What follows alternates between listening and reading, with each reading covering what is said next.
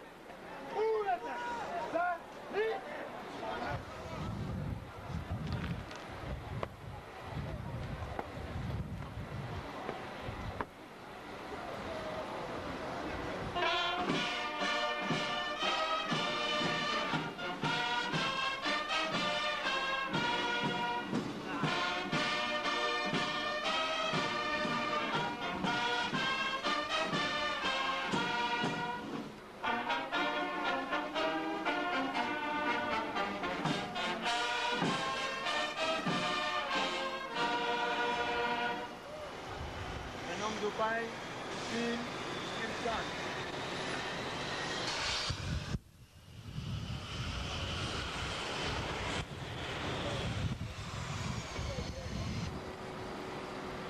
Agora, para sempre, em nome do Pai, do Filho e do Espírito Santo.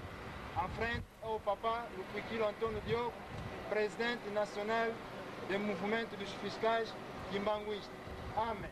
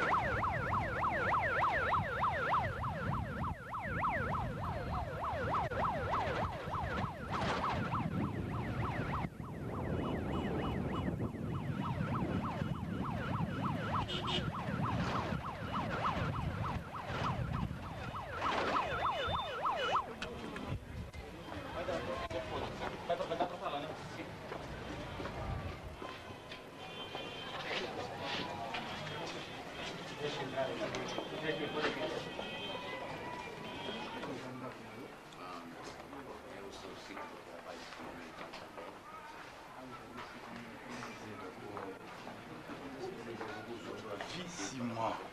On installe.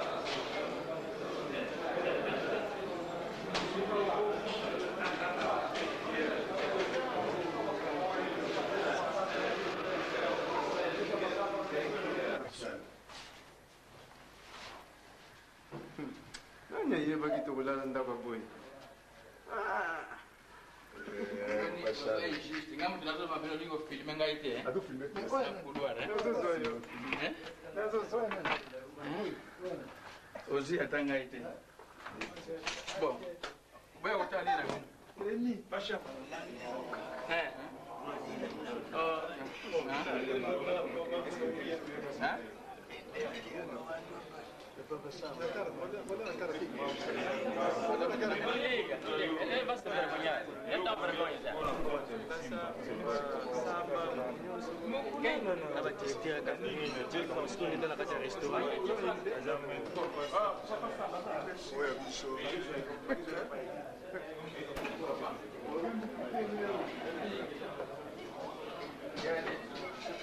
Maybe my friend was like a good idea. Well, not the end of the sauce. With a loss of Ecoluna Yambisi.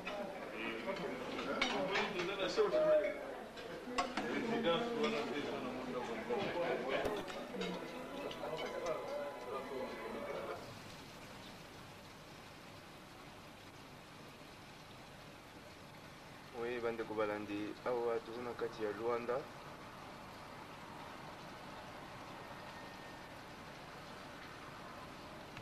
Wana tozali kolanda kuna ezali océan.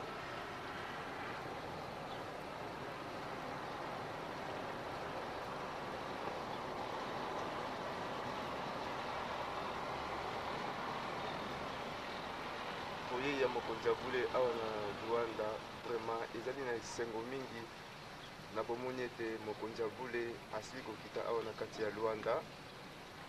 Vraiment bandimi bazali na esengo ya makati po ete elobamaki mingi ete mokonzi ya bule akokoma te na kati ya Luanda, me kasi ye yo akomi yango bandimi bazali na esengo. Awa tozali na esika tozali kolala na palais présidentiel, juste na 3e niveau. Tozali kotala na ces construction ya Luanda.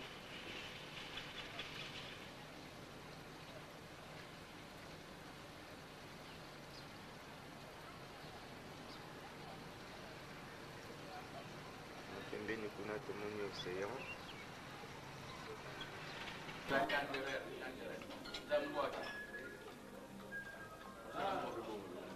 Anda. Donc bien mon bozo mona ndilu somo. Uzosema ndilu Ndilu. Hôtel ya l'État. Ya l'État, présidence hein. Yuzo dunda penzi. Tata somo. Tala kaka koko wana. Mama nangai. Mimi la kama lembe ko. Neta. Ndenyo so tu pona papa simoki banki ngani. Tika, ona na yo tata. Panda. Ngutadeli. Ndilu za. Zibuzo sala ndilu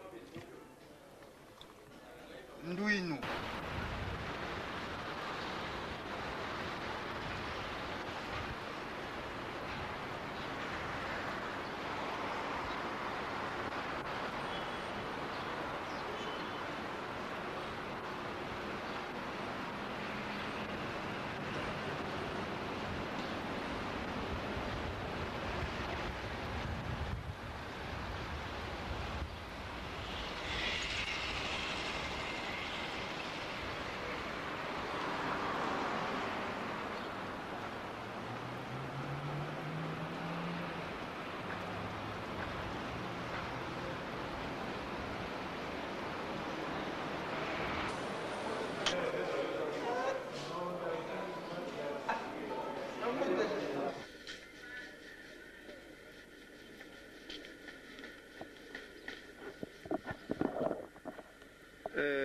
Mbote papa. Mbote papa. Est-ce que papa okopesa biso kombo na yo? Kombo na ngai eza Tunkadi Francisco mais nayeba ina mokili mobimba na kombo ya chef Aigle. Puisque tomoni tozali koyeba te est-ce que koyi ko expliquer biso esika tozali tozomona résidence mais toyebi te esika tozali eza esika nini? Bon awa tozali na kati ya Angola na kati ya ville ya Luanda. Donc awa tozali eza résidence officielle ya Indiama. Donc place oyo la komilaka bakonzi mpenza ya bakonzi. Donc yoka o président awuti mboka mosusu place bakomilaka nde eza awa. Yango so tozali awa po na arrivé monene ya chef spirituel Papa Simon Kimbankenga na kati ya Angola. Yango moni tozali awa. Est-ce que vous pouvez savoir le programme nini bosalaki pona mokonzi abule akomela bino na kati ya Luanda? Bon, omoni eza tata Nzambe mutu alingaki po lelo yo mokonzi abule akomela kati ya Luanda po eza mosomo ezalaki mosomo ko dire. Donc mosomo ko très dire banda chef azali chef spirituel po akoma na mboka Angola mikakatano makambo ebele na ebele mais moni Nzambe za munene po akomela biso na mboka Luanda awa. Donc eza programme ye moko tata Nzambe tabongisaki po akoma na Luanda na date ya lelo yo na moyo makasi azana biso na kati ya Luanda. Mais toyoki ke bamususu wana ekoloba ke mokonzi abule jamais koki konyata na kati ya Luanda. Est-ce que makambo toyoki wana ya solo o bamususu balobi ke avant mokonzi abule akoma awa il faut d'abord signature etiama soki epai ya nani soki epai ya nani toyebi te o akoki kokoma te mais lelo akomi eza ndenge nini mpona bino? Baza bazoba. Donc balobaki ngai nabombaka te mpo na sinya nanga liwa na banga kopola te. Na ngambu moni église awa kabwana. Vraie église na Skala, faux église etikala na golf. Oza na golf Paul alobi ke Papa Simon ko ya te soinga na signé te. Mais Papa Simon lakisa na Nzambe naza kolo mabele Papa Simon tozana awa. Bilimo bomona bilili ke Papa Simon azana Luanda. Balobi mingi. Tant bayoki kaka papa zoya mercredi ba Kenya ba biro ba intercaler mikanda. Meti makambo za niveau ya likolo nzete. Na nzete mda ba na suka. Mais omoni sikoyo papa azana biso awa na mboka Luanda banda lobi ti lelo tozana na kata mboka Luanda. Donc balobaki pamba, baganga ki pamba, basinaki pamba do baza pamba. Donc yango signature wana eza ya ndenge nini ke soki loboko wana etiami te basigni yango te donc mokonzi akoki kokoma te loboko wana signature wana toyebeli yango ntina te ya ndenge nini wana? Donc sans ye aloba liloba sans ye abengisa o Papa Simon soi-disant ndeko na ye.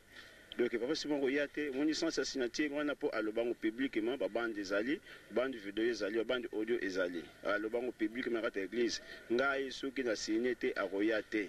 Donc la kisi pe sikoyo ye azlola guerre Satan na Nzambe lola ya Satan achaki tembe na Nzambe mais Nzambe a prouvé que na Nzambe. Mais ba préparatif nini bosali pona bokomi ya mokonzi abule tomoni ndenge lobi ezalaki sengo ezalaki makasi mais toyebi te bobongisi ndenge nini na kote ya Lingomba? Bon kote ya Lingomba ona koloba na route tozomona ngo te ngai Aigle nina za boye moni guerre sali inane de esengo oyo eza na bana ya Skala bona ebite donc so sabi ke donc esengo leki atrouné na miboma na ngai muso koloba donc esengo leki tro na ebite na kozala ndenge nini ozomona soki na Skala siko na kuta plein bato bazongaki banda côté donc esengo na Skala donc église na biso eza kuna paroisse eza kuna.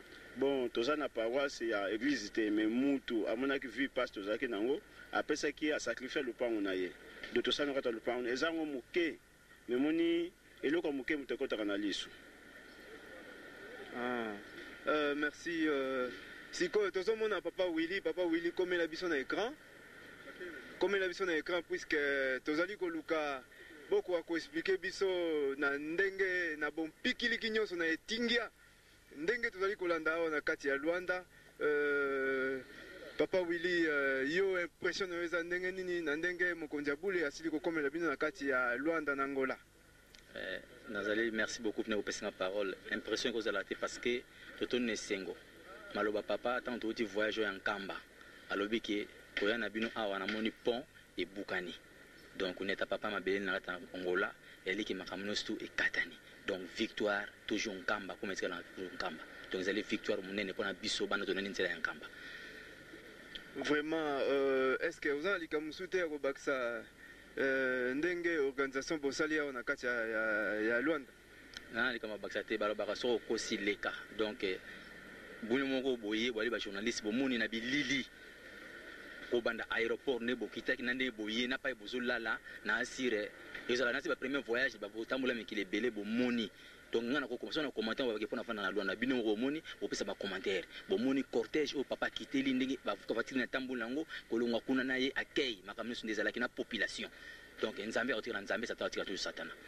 Est-ce que tout le monde escorte ya ba motard ezalaki to yebite est-ce que lingomba mutazwaki yango ou bien mutunini apesa ki pona cortège wana baloba ke likama nzambe tambola nzela mona l'état soko to si l'état to si nzambe donc on est ali mokonzi mboka José Eduardo dos Santos président ya République Angola yem tayebi ke papa zoya passer ali chef spirituel église kimbangi ya yeba papa bien abiki wana le molimo santo zoya do fona bongisa boya na ye yangwana mona kinde wana trois motards moko pona okanga banzela mibale pona cortège ya papa ezali président de la République nationale ma communauté wana. Vraiment merci ming papa Willy. Merci beaucoup. OK. Papa Feli président ya protocole comme la vision na écran oui ezali ratelki bande ko balandi o tozali kolanda ezali bande ko na biso bafandi na kati ya Luanda nde bazali ko pesa biso ben pression na bongo papa yoza mukonzi munene na protocole kuna organisation bosali ndenge nini bo réussir ndenge nini po tokoma na ndenge tozali na yango. Bon ya liboso merci mingi po pesa nga parole.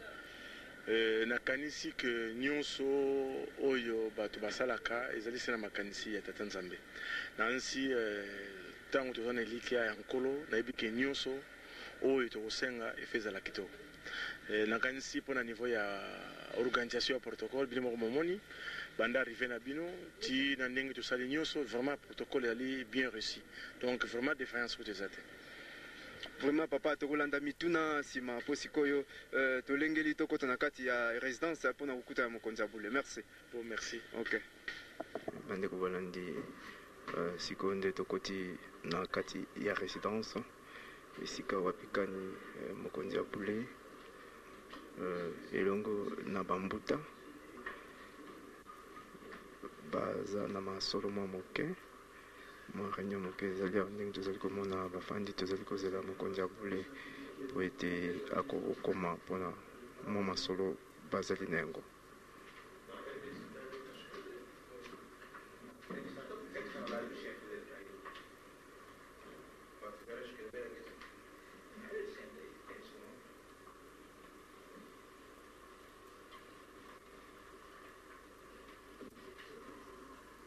Wande ezali salle de réunion ya mokonzi na kati ya résidence esika azali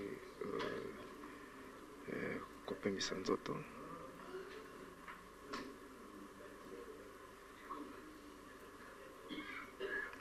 tozali kozela arrivé ya mokonzi abule mpe akoka ko banda masolo na bambuta.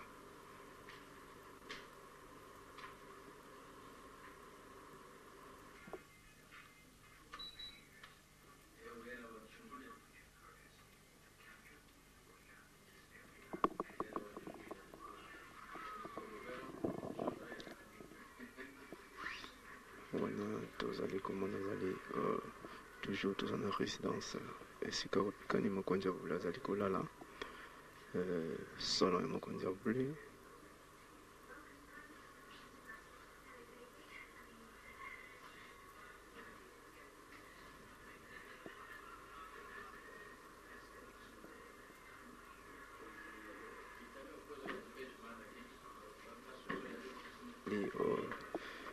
bokoti ya mokonzi abule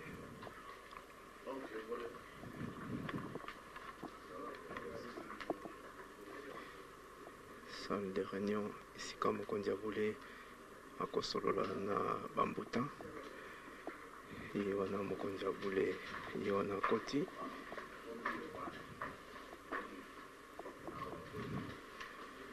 ndenge ye moko mokonzi abule alobaki ete match esili nde ekokeli ntango mpona kotia komite to représentant oyo akorepresente ye awa na kati ya mboka Angola. Ye wana mokonzi ya bula fandi elongo na bambuta na pembeni tomoni conseiller direct na ye Papa Zako.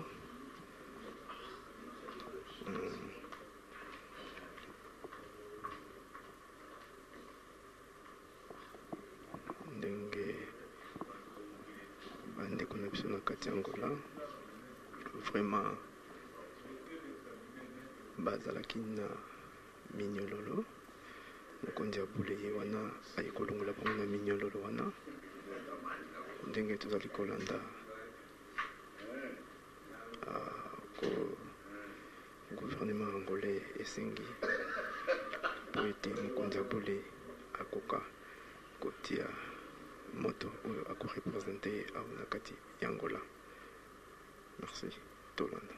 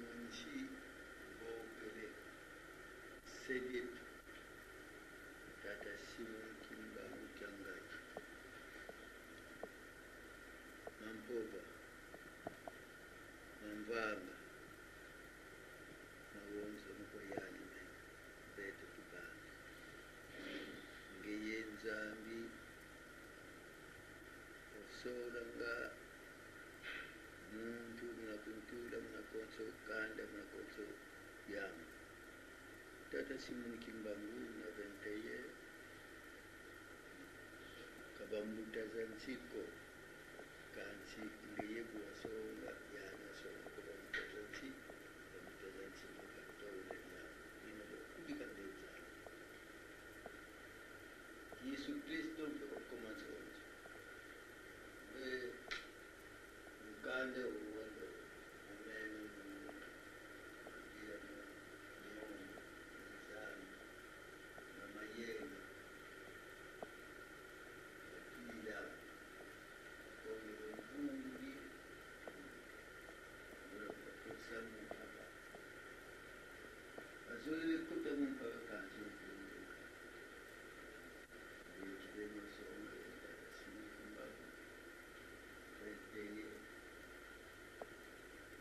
Chabunga kana uchukula kwa mungu anjoki kuba mungu mtoto wangu imameme mmoyenda mazoni kota ndugu ndio kusona mzee ndio kukuboba mtasibu zieta betu wakibunda kwa sayi mwana amen.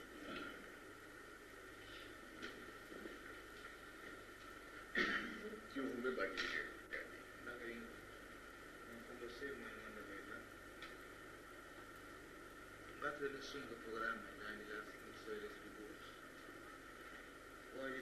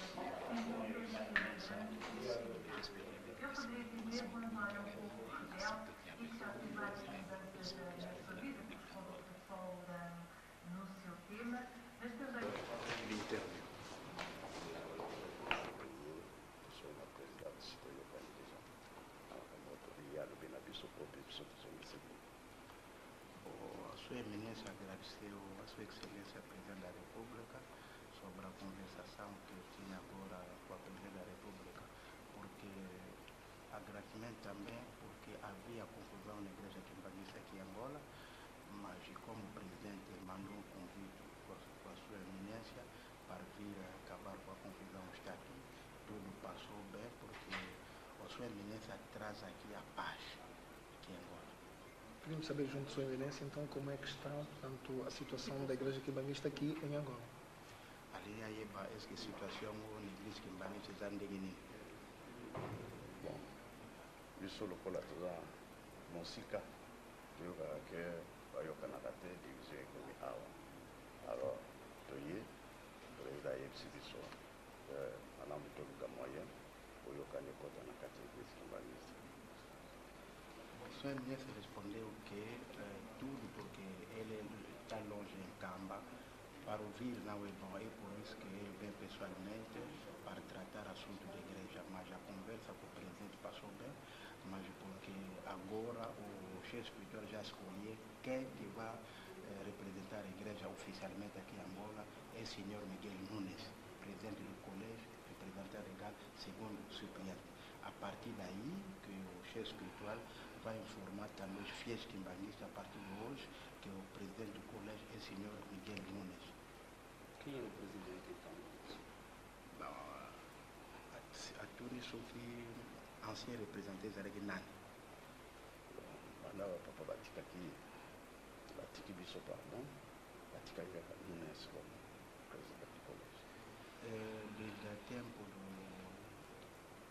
antigo chefe espiritual, deixar o senhor Nunes como presidente do colégio. Mas o senhor acha que a sua presença aqui vai de facto trazer a união para a igreja quimbanguista? Vai haver união?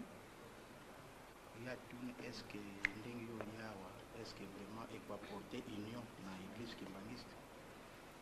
Kasi aweza koluka nini moto ekonzi soki ya moni toti motu seke oyo etikali ata balobi leta ayebi kaka oyo totiki wana. O problema da união não é problema. O problema é de apresentar líder que vai dirigir a igreja quimbanguista. Como o governo angolano agora já viu quem é o líder que vai dirigir a igreja quimbanguista, a partir daí esse líder vai trabalhar junto com o governo angolano. Desculpe, o que causou essa desunião no seio da igreja? A Tuni é logo de provocar que divisão na caixa da igreja quimbanguista.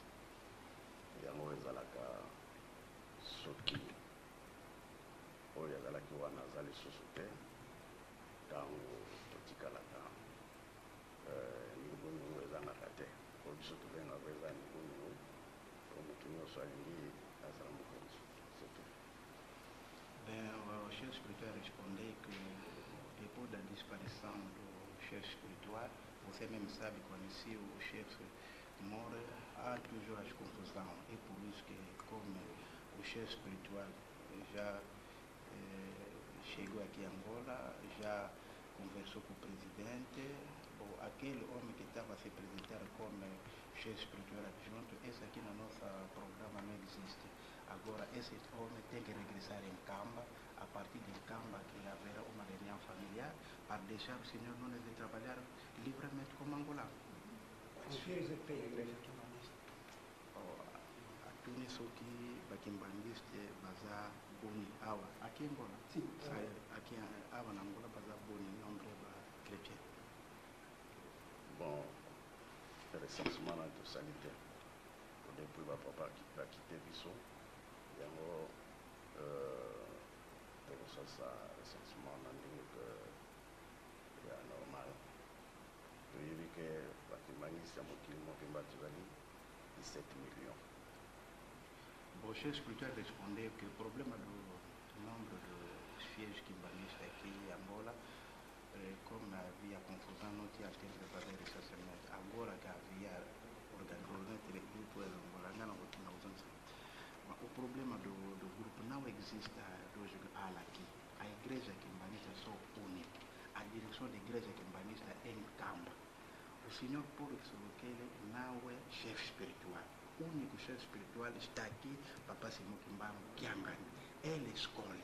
O senhor Paulo, que o chefe espiritual pediu com o governo angolano para ajudar a igreja, para o senhor Paulo vai em Camba resolver o problema da família. Mas aqui é problema da igreja. Quem que vai dirigir a igreja é o senhor Nunes. Não há outro grupo aqui de hoje. Não. A igreja quimbanguista é só único. Muito obrigado. Boa tarde. Senhores Bassados, só para dar aqui uma coisita rápida para nós. Senhor Ministro, já está em tempo, né? Já está em tempo, não há problema.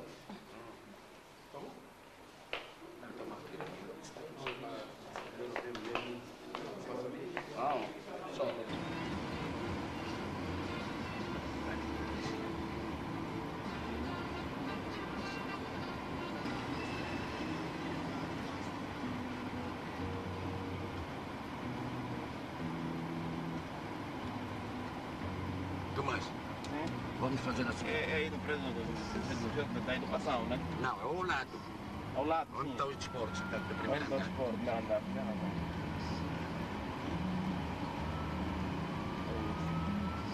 Sim, a educação é chegar na cultura direta. Exato.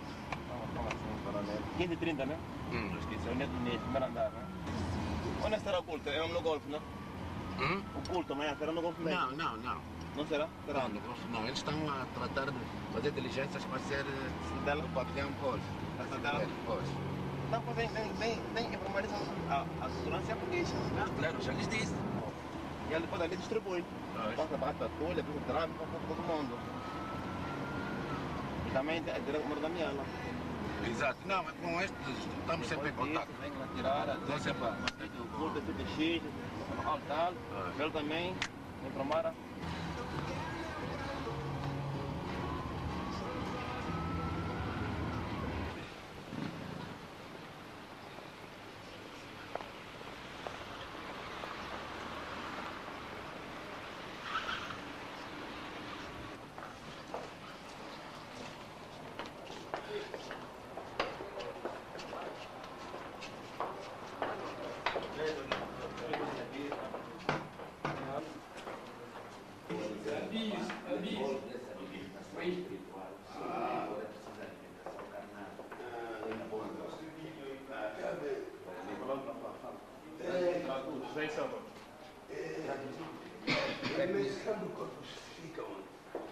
O almoço vai alimentar-se, não vai alimentar? Aqui mesmo.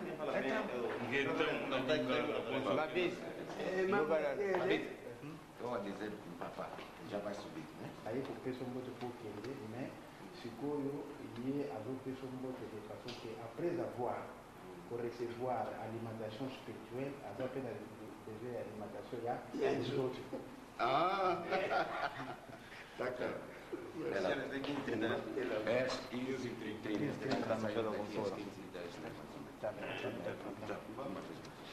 Mas o Papa Quilombo combinou para o lugar do culto? Não. Como está?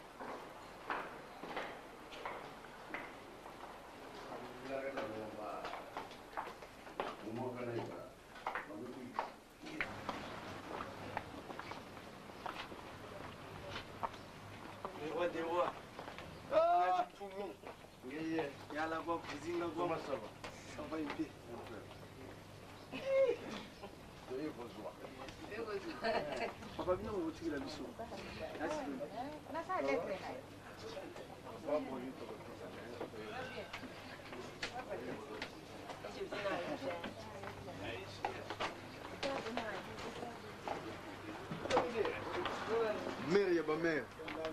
Maman na bango. Bana kumza biso na bango.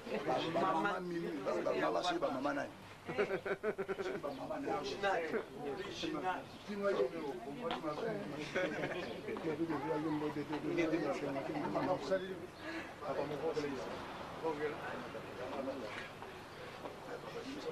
Oi, Bruno, banda puxa. Bo papa de sa ba kan tan ndaw ga mama men ni man ya. Sun duru ba ba ni duru papa sa ga ni to sa na bana. Ndio so ma sa ga bana ni su ga ma so na su ga binda. Mkuma chuka kwa mene. Muda tuizi. Kazi kutoa mwana milita. Kanti kuna make mambo mpasi.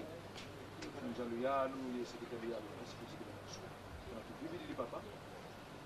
Wele kwa mfumo nchi ndio tupinga tuvingira tunapata kutinga ndio tuvingira tumona na ingi musi komanda ba bere ali programme skala za zingi pour 10 personnes vont na programme ça tem hagu différent alors azini za kutunta mtu bengi mambo te kutunta mtu mambo kwa sababu kwa tuizi wana musi komanda bere rouge so baka ordre yangi mtu na ina wewe kwa sababu sisi ya onzo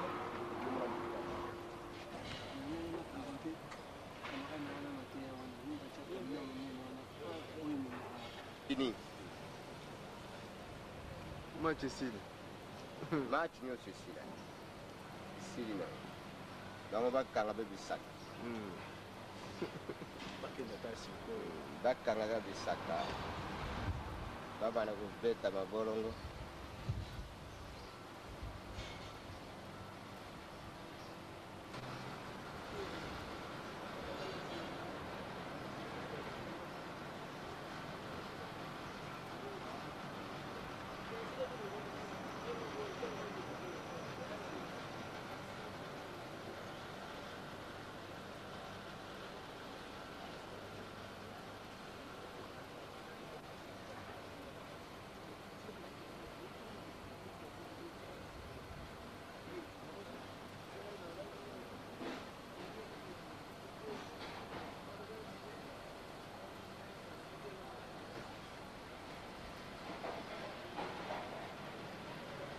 Voilà. Vous voulez qu'on n'a pas. Tokusambe na golf. Tokusambe tokusambe na golf. Président, kanisa ngeke confiance qualité. Na ye. Makambo na ngai te ya yeto. Lupango na yete. Eza lupango na yo. Eza ya yo. Yim tabengi singai. Likambo yo leki yo sambe la. Yo na yete. Yo leki yo. Oyo elobi yo mutu akobongola ngai. Ezali yo nde. Yo yebisa eke bimusela ngai ye. Sala na kati ya mutu papa pardon. Je te sais Pardon bien. papa. Tokusambe na golf. Papa. Papa moyen te kuna moyen. Au moins tu vas dire minute pas mieux et ça le magasin. Ça le magasin papa. On est na ton jean moi. Elle avait des trompettes. Mais non. Papa je n'ai papa. Mais écoute le kendaki. Au voyez que là la mboka wana ya la chambre wana ko là la maman qui cook na parce que là la luka na ndaku na. Continue ka kula na ndaku na papa. On est aujourd'hui. On est on a fait oh il faut. On l'a monté dans le salon papa. La société. Attends, invitation mais faut donner non. Vous avez la mission à venir. Boligono ka. Yo yo mo.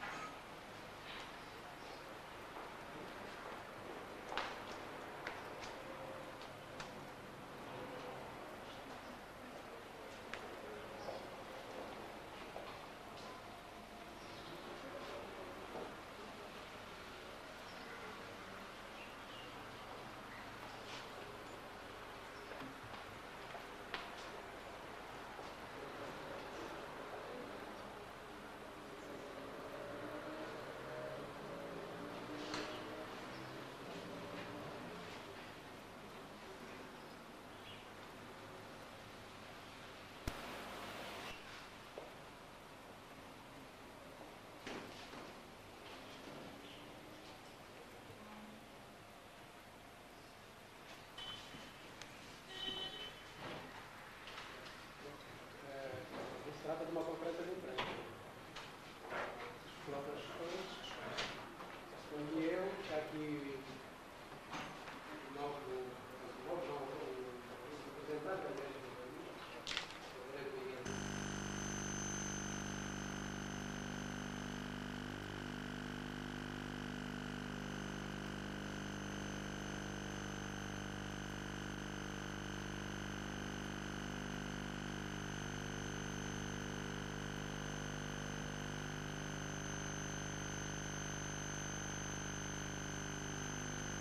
Kenangan di Moskau. Bem, Kenangan de Moscou, vamos ver com tua decisão do dia que o povo vai ser em Angola. Eles também não vão fazer nada. Sabemos disso, mas temos as vezes que estão loucos, sendo por decisões oficiais, queremos dizer que eles não devem se comportar de outra forma. Eu acho que o exemplo que a gente apresentou aqui, o padre Morel, você está bom.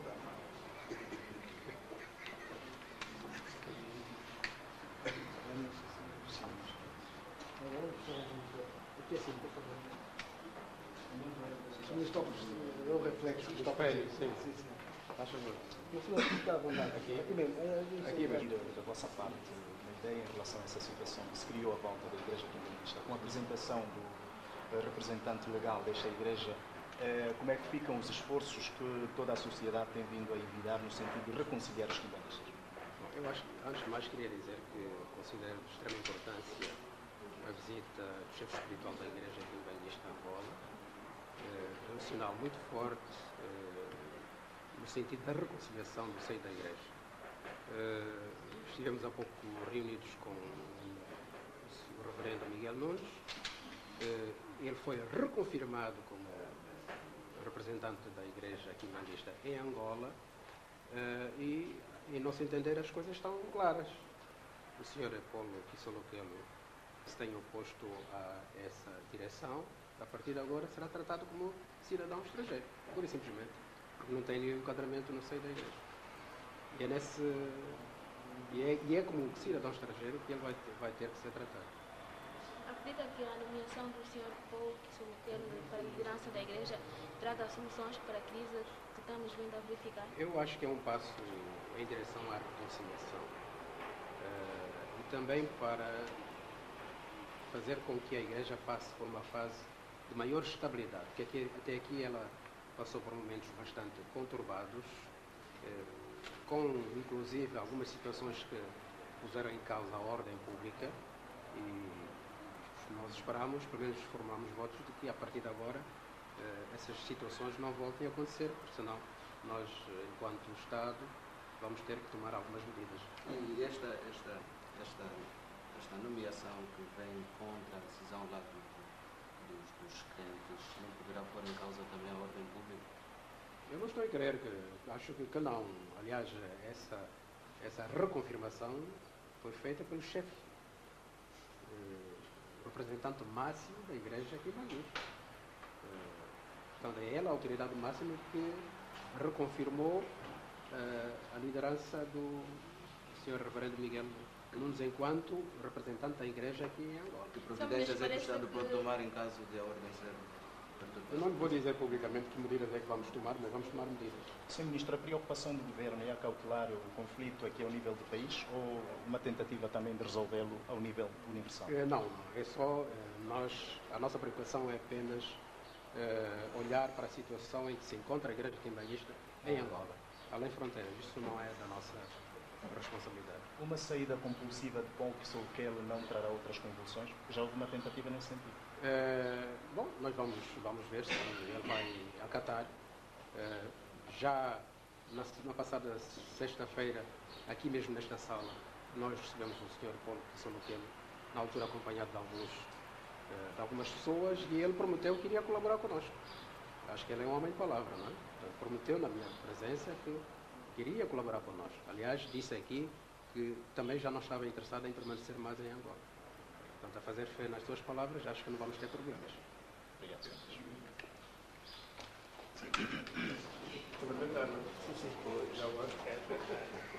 Passa aqui. Devagar. Onde está o papel de votação?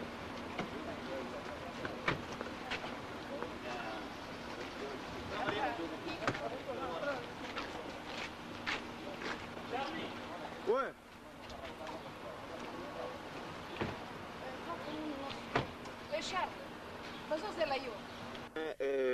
toza awa na kati ya Luanda tomoni mai mokonzi ya bule ayeli awa na kati ya Luanda tozali awa na papa Mabize ye azalaki kuna na kati puisque biso na RDC vraiment portugais elobamaka te tozalaki matoi kokangama yango tobengi papa Mabize ye yo azali liboso na biso mbote papa Mabize mbote vraiment biso kuna matoi ezali kokangama toyokaki ate eloko moko te vraiment okoki koexplike bandeko bazali kolanda biso na minute oyo na ratelki radio télévision Kimbangisi est-ce que okoki koexplike biso nini bokangi kuna na ministre?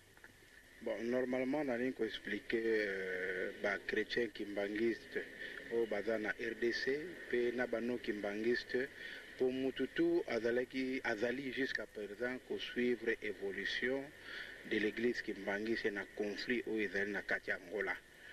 Papa akomaki dimanche na 16h10 na République démocratique de Angola. Azalaki reçu na aéroport na ministre de la culture, na vice-ministre des affaires étrangères, na gouverneur ya ville Luanda, na ba étant mususu oyo bazalaki na aéroport. Et puis jour suivant, lelo lundi, papa azalaki reçu à 12h30 et par à son excellence président de la République José Eduardo dos Santos. Après audience, le président a recommandé au ministre de la Culture d'organiser une conférence de presse pour présenter le nouveau chef de l'église en Angola, donc président du collège. Donc, révérend Miguel Nunes va reconduire na poste ya président du collège et représentant légal deuxième suppléant. Donc, il a commis numéro 1 de l'église Kimbangiste en Angola. Et puis, l'enge situation et l'équipe ministre a précisé Boye a tourné révérend Miguel Nunes. Le col a comme responsable à l'église va reconduire yo pour na makambo ya Paul Kisolo kele omoni nini. Alors recommandation ya révérend Miguel Nunes ezali et que Paul Kisolo kele ndenge chef spirituel alobi ke azali na responsabilité moko te na l'église kimbangiste, azali mutu moko pete atinda maki awa et puis ayaki awa na vie privée na ye. Donc l'église ne prend pas à charge du côté administratif ou du côté responsabilité.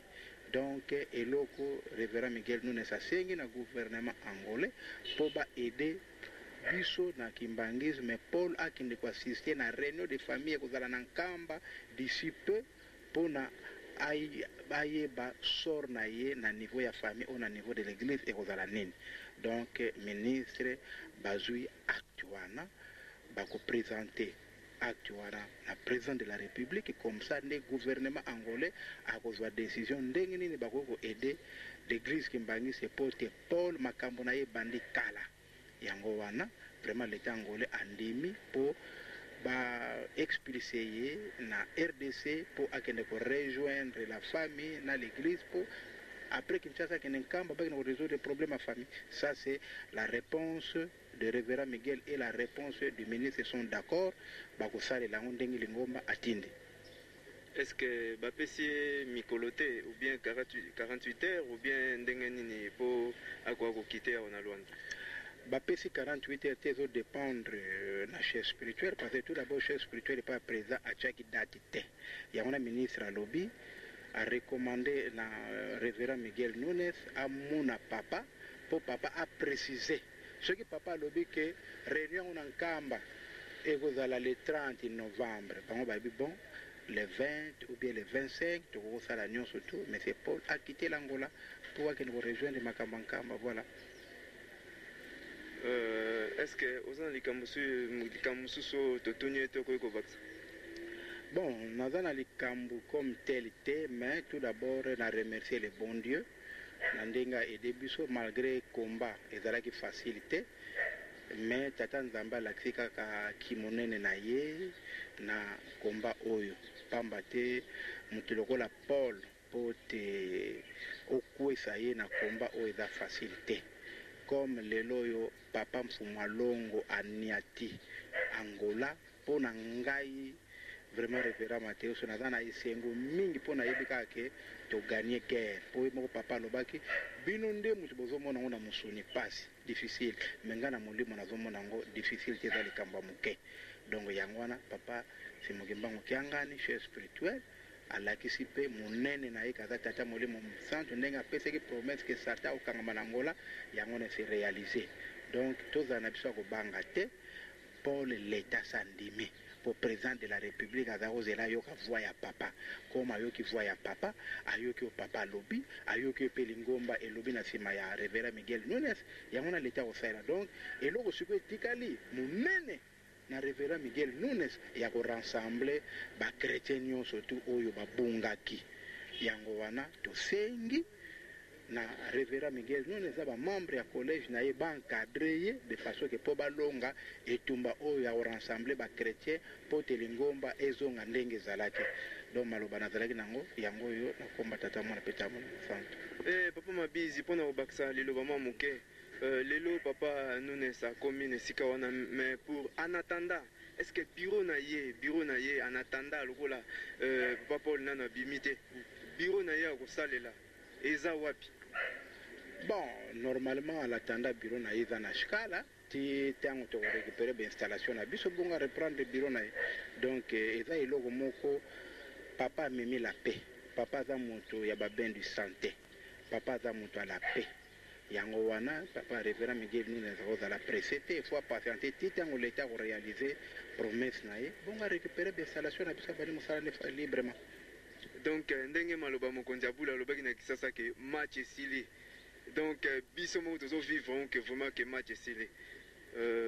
Merci papa Mabize ndenge expliquer biso balandi ndenge tozali kolanda tomoni papa Mabize ye azalaki kuna tozalaki ye akoyokaka portugais ndenge elongo bani po ete azali mutu ya awa yango tobengaki ye po expliquer biso nini au juste oyo esalami awa na Luanda na banza bouti kolanda nyonso eleki na kati ya Luanda. Papa Nunes mokonzi ayambi ye baprésente ke ye wana président du collège ye mtazo représenter papa awa na Angola.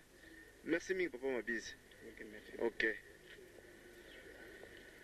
Tabiso tozana mwa mutuna moko moke puisque okomi na mboka ya Luanda.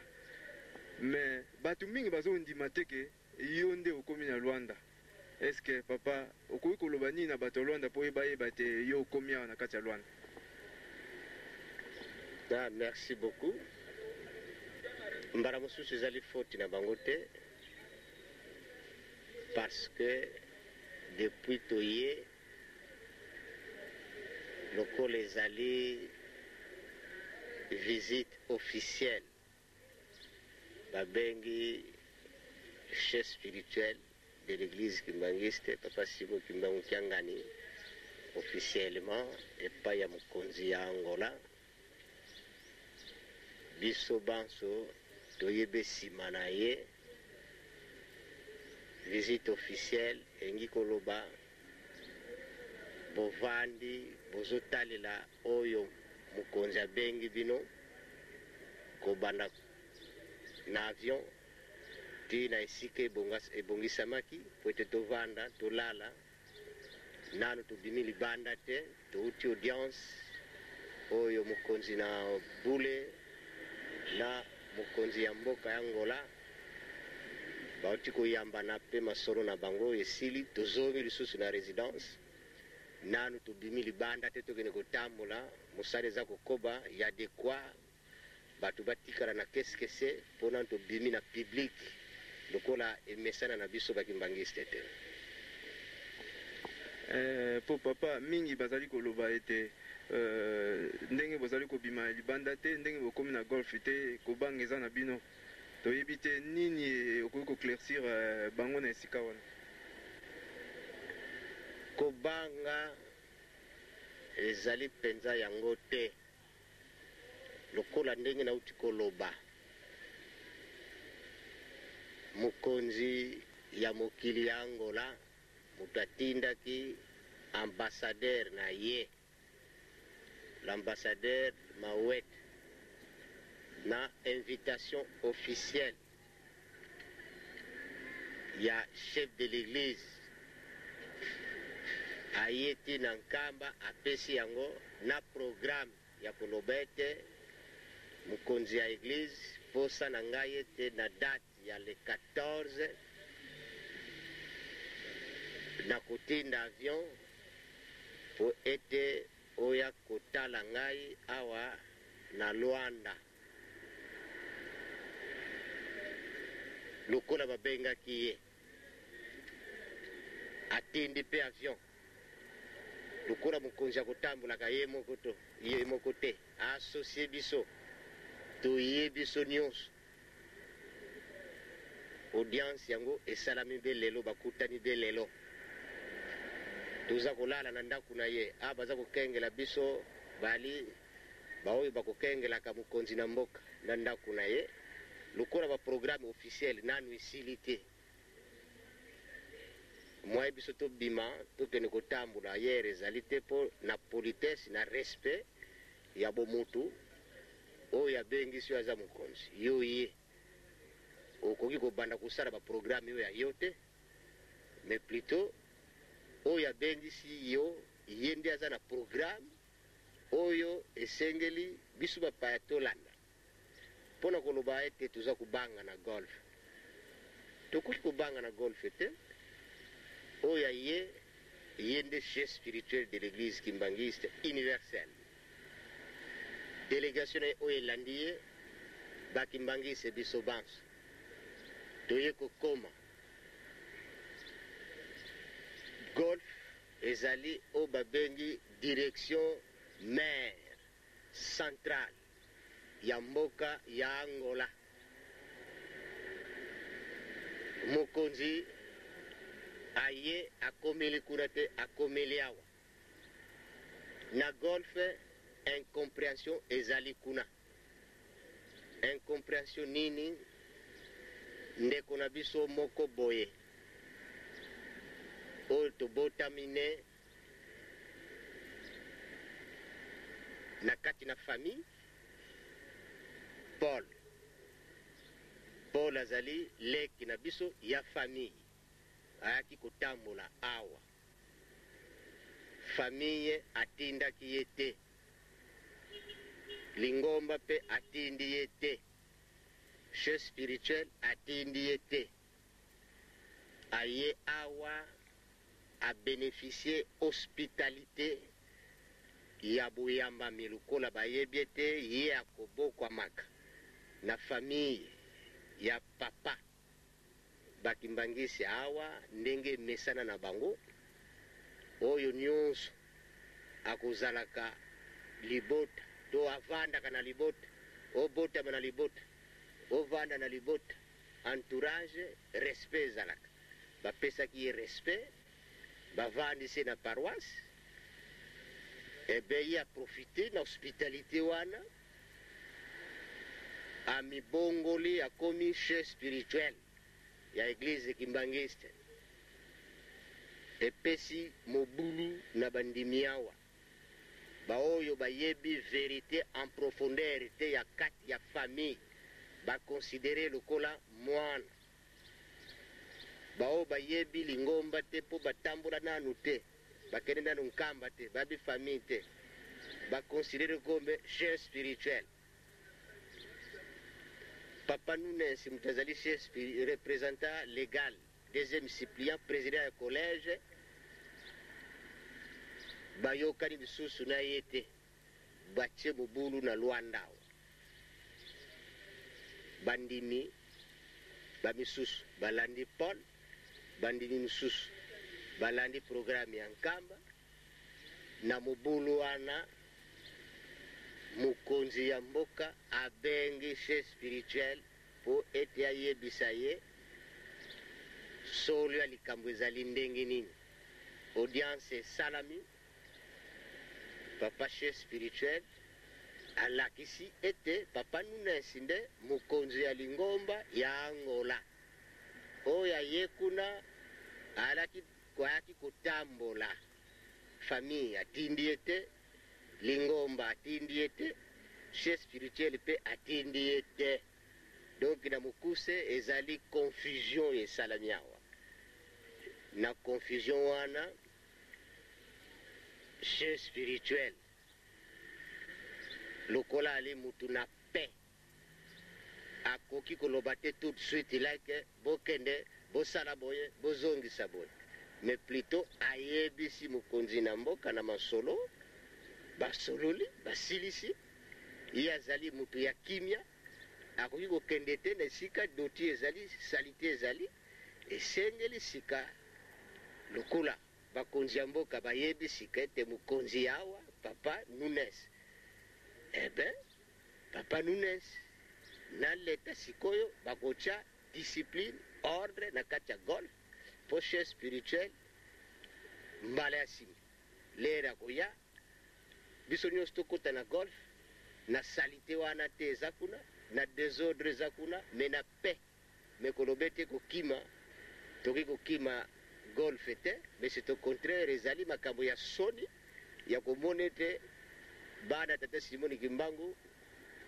sika orie basosola bayeba ete mokili mobimba moto atambwisaka yango nkamba me sika bamisusu balobi nkamba te awa na soni wana na désordre wana mokonzi ozala mokonzi ya mokili to mokonzi ya nzambe okoki kokoma olala na esika oyo désordre ezali il faut kotinda bato bamikolo baye batie ordre balongoli bosoto nyonso nsima nango mokonzi ya ye donc biso tokoki kokende na golf te lelo tobana koloba na susu boye te bozonga boye eza makambo ya soni mais plutôt mokonzi ya ye na kimia atie kimia asi abongisi etikali sikoyo makambo ya mike mike mpona kobongisa yango et puis prochainement lokola papa ndenge alobaki invitation ya mibale oyo yali ya officiel oyo eza koya na mois de janvier il y aura plus de 1000 personnes bakoyawa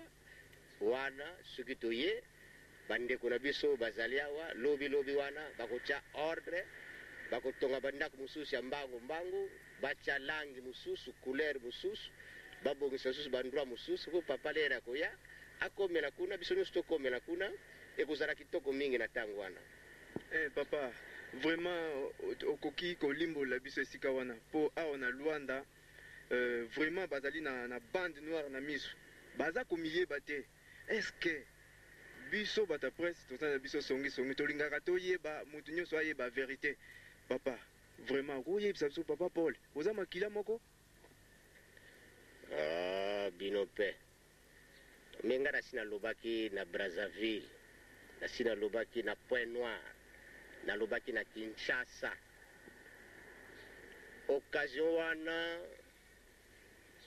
peut-être na ntango tokoya na mois de janvier ou peut-être lobi soki tokobongisa place lokola ndenge tolobi toza bato ya mobulu te biso totyaka avec kimia papa azali motu na kimia bao bakolandaka ye bakozala bato ya kimia soki esika emonani eke bato nyonso bazali eke bapesi parole po tosalisa moke bato ya Angola peut-être lobi ou prochainement na kopesa lumière na badifficulté oyo bato ya Angola baza nango eza foti na bango te po bango bavandi mboka mosusu.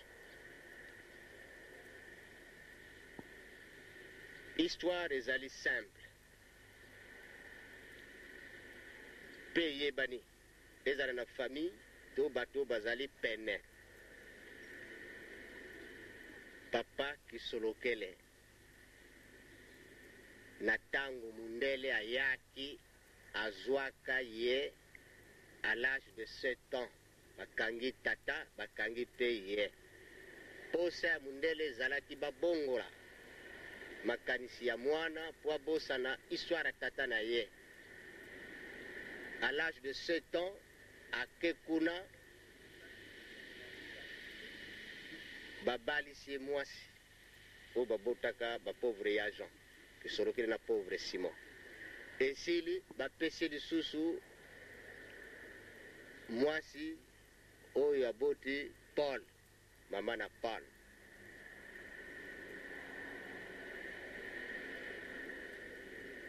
na mwasi wana mwana liboso ya Dieudonné ya mibale José ya misato Micheline wana nde bazali bana ya papa Kisolokele na tango ye azongi na libota libale kufi na papa Kulutu ake kobota mane kuna sika ba Micheline na José na ya Dieudonné baye na Kinshasa baye kolanda tata ye ezali tout à fait normal babotami mama moko me tata moko te me azaleki na bango alandi papa koyi kobenga na ye te batoleraki jusqu'à un certain jour, dans le bac à la fois passé dans l'interview, et que par malheur, na Kenkamba, na Inazonga, à Mati na Camignon, c'est le jour que papa l'a chassé à Gombe pour dire que l'ongoza tatana, ngana tatana yote, à Bengana Kaye. Donc, na Mukuse, Paul, azali biologiquement, moi, na papa Kurutute. Merci mingi bandeko balandi na banza o eza radio te ezali télévision tozomona général en personne awuti ko nianola ndenge ezaleli na famille na banza toyoki na banza bato ya Luanda balongoli bino déjà bande noire na misu boyeba mwana ya bapapa ya solo. Et puis il faut nuancer na désordre déjà koyawa bapapa batikaki désordre na famille te tozali na catégorie misato bana oyo babotami na mariage na kati na famille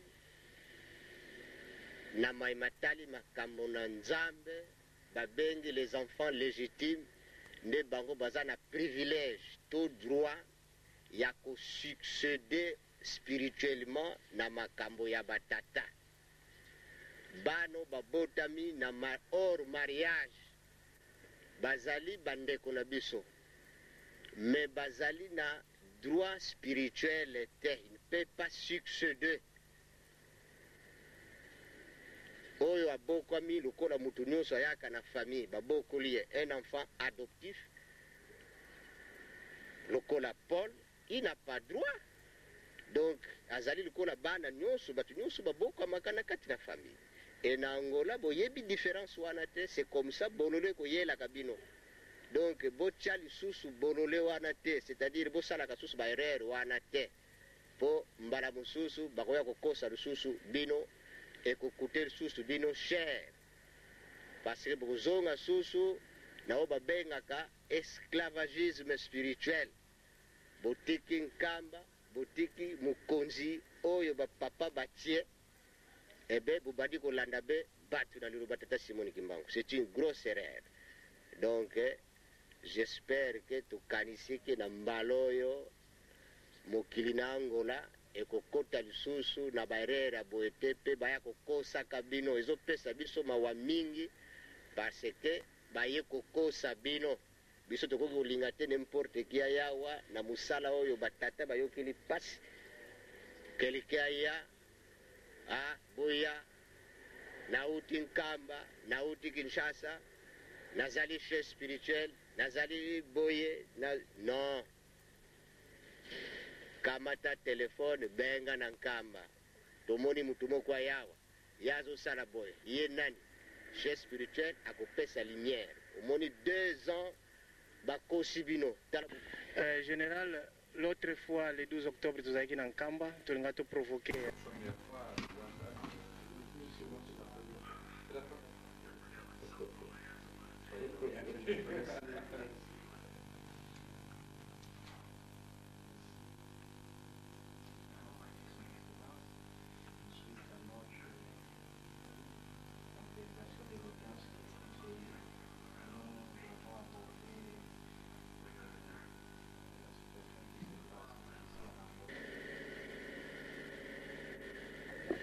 Excellence, Monsieur Hubert Koreman, vous êtes ambassadeur du Royaume de Belgique ici en Angola. Aujourd'hui, vous venez de rendre visite au chef spirituel de l'église kimbangiste, son éminence Papa Simon Kimbangu Kiangani. La presse kimbangiste voudrait savoir le but de votre visite. Quel a été l'objet de votre entretien avec le chef spirituel de l'église kimbangiste? Eh bien, j'ai d'abord été invité par le chef spirituel de le rencontrer ici lors de sa visite à Luanda, invitation que j'ai bien sûr acceptée. Et notre entretien s'est porté sur les raisons et le but de son voyage ici en Angola, et qui était un but spécifique de je dirais, réunifier votre Église ici en Angola. Ensuite, nous avons parlé un peu de la situation en République démocratique du Congo et des efforts que votre Église fait pour la paix en République démocratique du Congo, mais en Afrique en général. Merci beaucoup. Je crois qu'il y a un lien qui nous lie avec vous, surtout les liens historiques. Je voudrais parler de Papa Simon Kimbangu de la Belgique. Je ne sais pas, Excellence, si vous ne pourriez pas nous rendre service et à la Belgique et à la République démocratique du Congo ainsi qu'à l'Église simbangiste, de nous ouvrir un peu le cœur pour nous donner quelques documents historiques laissés par Papa Simon Kimbangu pour qu'on puisse compléter tout simplement l'histoire de Simon Kimbangu. Eh bien, si j'ai bien compris, le chef spirituel envisage d'entreprendre un voyage en Belgique et d'y rencontrer les autorités belges.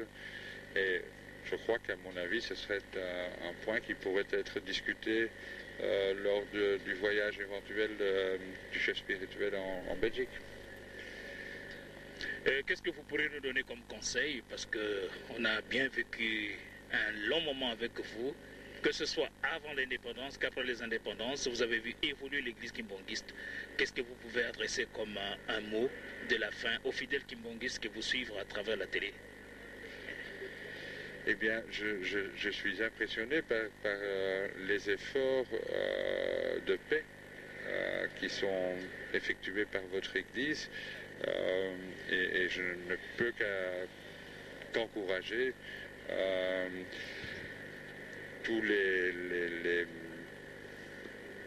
toute la population du Congo qui aspire à la paix et au développement et toute aide qui vient de l'intérieur du peuple congolais est louable. Est-ce que nous pourrions un jour nous attendre à une visite extraordinaire, je pense, si ce n'est pas le roi, même le premier ministre en Kamba, Jérusalem, berceau de l'église kimbangiste? Bien, je dois vous dire, je suis l'ambassadeur de Belgique en Angola et ceci est une affaire qui concerne mon collègue à Kinshasa et ce serait donc une question que vous devez poser à lui. Donc moi je ne peux seulement, mon territoire se limite à l'Angola, donc je ne peux vraiment pas répondre à cette question. Le mot de la fin? Eh bien, je vous souhaite un bon séjour en Angola et j'espère que votre visite sera fructueuse.